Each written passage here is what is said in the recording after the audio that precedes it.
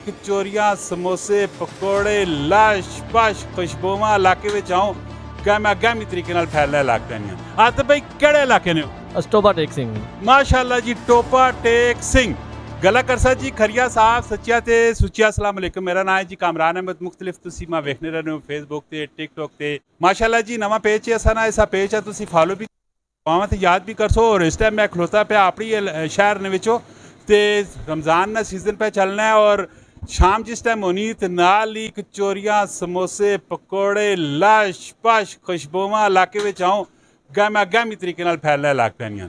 तो मेरे नाल एक भाई मौजूद हूँ जिन्होंने सारा सैटअप जरा करने गपशप भी ते पूरी वीडियो वेखियो तो कमेंट ने तुसी भी इस वीडियो के मतलब राय देनी तो इस वीडियो जितना हो सके शेयर भी करना है। जी अस्सलाम वालेकुम। वालेकुम सलाम। भाई ने ना किए मोहम्मद आतिफ।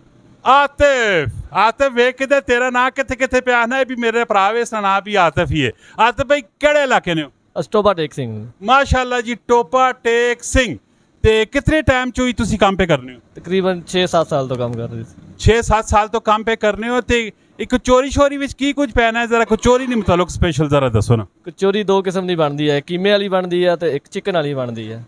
कीमे वाली कितने नी ते चिकन वाली कितने नी? कीमे वाली कचौरी 140 रुपए की ते चिकन वाली 120 रुपए की। समोसा 40 रुपए का। समोसे विच की कुछ पैना है? समोसे में आलू और मसाले दूसरे अपने चिकन वाले समोसे या सब्जी वाले समोसे है। ते समोसा एक कितना ने? समोसा चिकन सब्जी वाला 25 रुपए का ते दूसरा आलू वाला बड़ा समोसा है वो 40 रुपए का।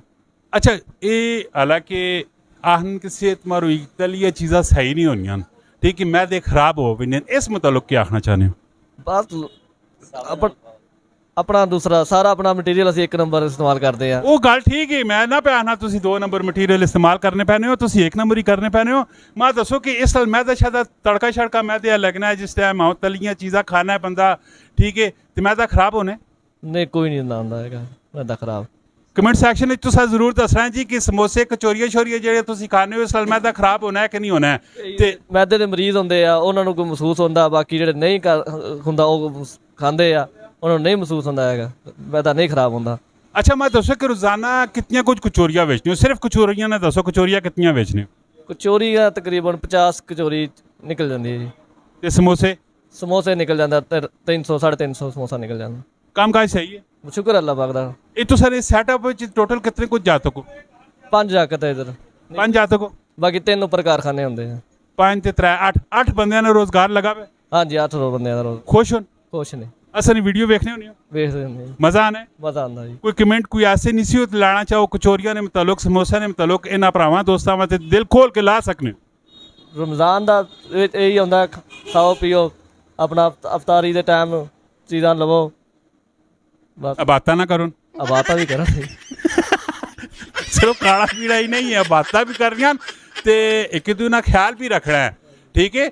और बातां भी सिर्फ सुखिया नहीं करनियां एहसास नाल पैदा करना है अपने अड़ोस पड़ोस भैणा भरावां ना कोलिका ना बहुत ज़्यादा ख्याल रखना है ठीक है ना।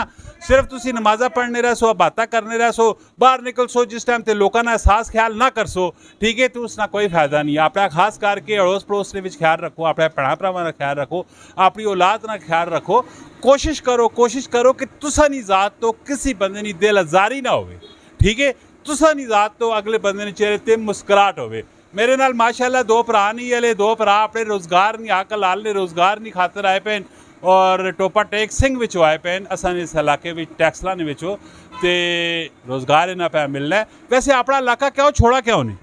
ਬਾਅਦ ਇਧਰ ਮਾਮੂ ਨਹੀਂ ਪਹਿਲੇ ਵੈਕਰੀ ਕਰ ਰਹੇ ਸੀਗੇ ਉਹਦੇ ਵਜ੍ਹਾ ਤੋਂ ਇੱਥੇ ਆ ਗਏ ਸੀਗੇ ਉਹਨਾਂ ਨਾਲ ਹੀ। दिलचस्प किस्म ने भरा ने और चेहरे ते मुस्कुराहट रखने ने प्यार करने ने अपना बहुत सारा ख्याल रखियो दवावां ते ऐसा भी याद रखियो। मिलते हैं नेक्स्ट वीडियो च फी अमान।